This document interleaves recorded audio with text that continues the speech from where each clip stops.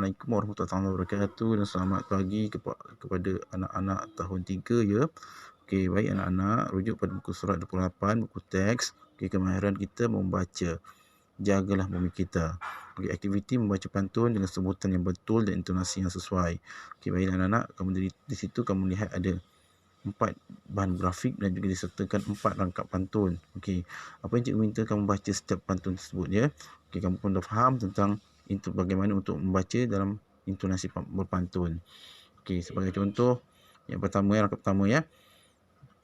Pergi beriadah ke Ulu Kinta, destinasi bercuti bersama rakan, alam indah impian kita, bersatu hati sama zahirkan. Okey, itu sebagai contoh, itulah intonasi pantun. Dan lagi 3 rangkap pembaca kan.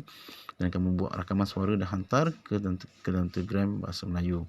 Okey, untuk hari ini kita lihat pada tajuknya Jagalah Bumi Kita. Okey, berkaitan juga tentang alam sekitar ya. Baru-baru ni kamu dah belajar tentang program alam sekitar, itu RAS ya.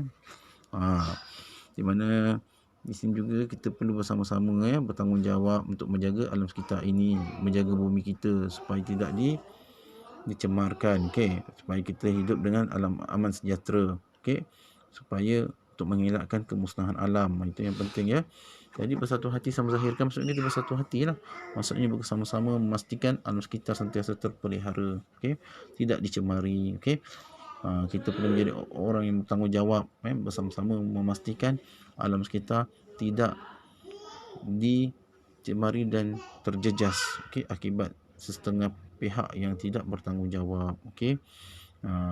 Bila kamu hidup dalam keadaan sejahtera, selesa, kamu hirup udara pun dengan bersih kan, maka di situlah bermakna alam sekitar dijaga dengan baik, dipelihara dengan baik, okey.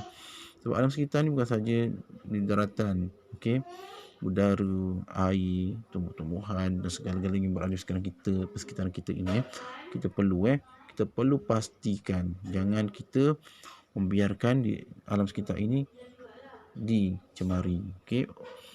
Bila kita melihat orang yang tidak bertanggungjawab mencemari alam sekitar, kita perlulah bertanggungjawab juga melaporkan pihak yang berkuasa untuk memastikan kita tidak membiarkan individu yang tidak bertanggungjawab itu terus melakukan pencemaran alam sekitar, okey.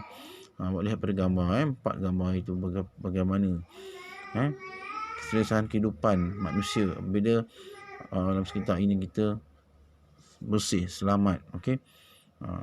Yang tepi pantai ramai orang mandi-mandi di situ ya.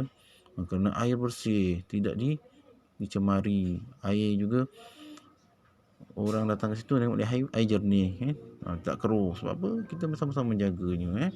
Kemudiannya awak lihat ya, di gambar yang ketiga itu seorang lelaki yang melihat pemandangan.